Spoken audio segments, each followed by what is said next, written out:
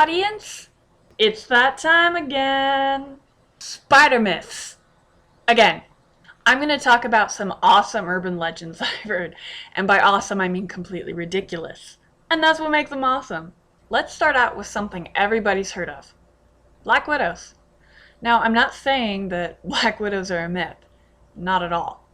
What I'm saying is that they are not the horrible killing creatures that people think they are. And specifically, I want to talk about their mating habits. It seems to be in people's head that, given the opportunity, every female black widow will kill her mate immediately after mating, and of course use him as food. Now, you gotta understand, within the family of black widows, it's a genus Latrodectus. There's like tons within that family, but they're all considered part of the black widow family, and different ones have different habits. The only species of Latrodectus that mate cannibalism is the rule rather than the exception lives in the southern hemisphere. The only recorded ones in the States are the Latrodectus moctans, which are in the southern eastern area. And even then, the male will usually live to mate another day. And the reason for that is because the male escapes. It gets away fast. And the reason it probably was happening a lot in captivity, when people were observing them, is because it's not that the mating is what made the female want to kill the male, it was the fact that he was still stuck in her lair after the mating was done, and she didn't like that, so she killed him. So responsible spider keepers, or scientists and things like that, watch the mating process carefully and get the male out as quickly as they can. What really bothers me is things like this are being taught in ecology textbooks in school. I remember being taught it when I was younger, and it just bothers me that this is what they're being taught when it's completely untrue. Just because it's observed in captivity doesn't mean that it is the genuine behavior of the spider, or of the female, or of whatever. So I really wish they would amend that within textbooks so that spiders didn't get such a short end of the stick. Next, banana spiders. Now, I've heard a lot of different variations of this myth. One of them is that there are eggs that live inside of the banana, like an egg sac will be laid inside of a banana because it was laid within the flower. And I've also heard that a banana spider is some mysterious spider that shows up on top of bunches of bananas and it's huge. And I've also heard that there's actually a spider that can live inside of the banana and like jump out at you and bite you, because that's totally what spiders do. Now, every time I've googled the term banana spider, it's always come up with a picture of an orb weaver, or some photoshopped weirdness. But the orb weaver is usually what comes up. And I'm assuming and hoping it's because orb weavers are yellow, bananas are yellow, so they nicknamed them a banana spider. However, I'm afraid that there are actually people out there who think that they live on bananas.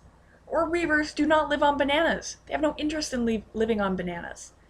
There are types of spiders, harvestmen or huntsmen, that will lay egg sacs in the leaves of banana plants because they're really big and they, fold over. It's damp and everything, so that's great for a spider.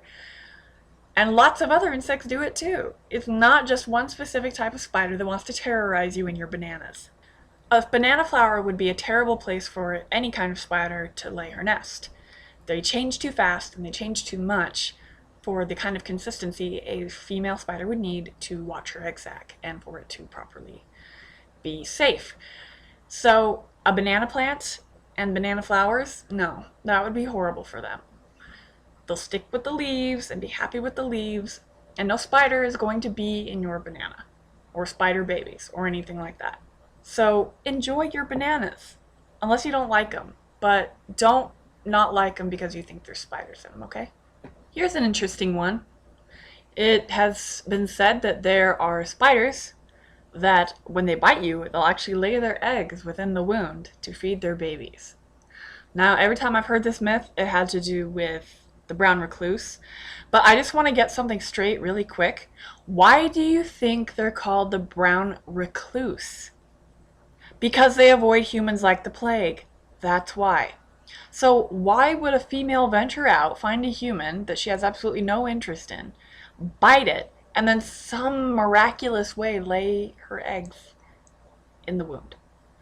Now, I don't know, what do people think that the venom somehow magically turns into eggs?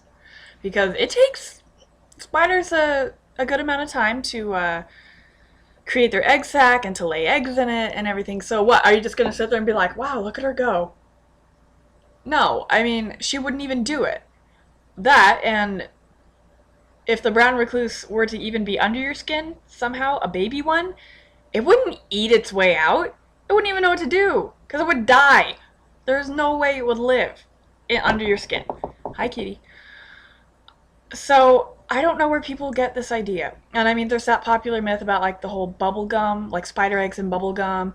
Some random chick chewed it and like she had to go to the dentist because she had this freaky abscess in her mouth, and when he probed it, it like exploded and baby spiders went everywhere. You know, there is absolutely no report in the medical or scientific fields of this ever happening. And I think a dentist or a doctor would definitely make note of that happening. See, most spider myths really can just be debunked if you just look at it from a logical standpoint. Venom does not turn into eggs. Spiders do not burrow into skin. There's none that live in bananas. And black widows don't kill every male. Can you imagine how drastically the population would drop if every mating season every male was killed? They may lay a lot of babies, but think about it. That's a lot of mating dudes killed. A lot. So any spider myth or tarantula myth or whatever, if you just think about it logically, there's no way they can be true. Like anything that says there's a mysterious and of course deadly spider living in such and such, it's probably not real. In fact, it's definitely not real. It's a big misconception. It's propaganda. It's just stories being spread around. So if you come across a spider myth, somebody tells you, oh, it totally happened to me, chances are they're full of it. Hate to break it to you, but they're probably full of it. Because anything that most of those spider myths say has never actually happened. I don't even know how the myths start. It's ridiculous. So next time somebody tells you some outlandish story about a spider or a tarantula or whatever, use your brain and think. Does this make sense from any perspective? Because it probably won't. Except for their perspective, apparently. Thank you so much for watching, and I hope you learned something, and if you didn't, or there's something you want me to talk about, you can post it in the comments, or send me a message, or even talk to me on Twitter, and I'll also put that in the description. And just let me know if there's something you want debunked, or there's something you just think is funny too, then let me know. I'd love to hear from you. So I update usually Mondays and Thursdays. Lately my schedule's been a little wonky, but I try to get them out. And you can like, dislike, and I will catch you guys next time.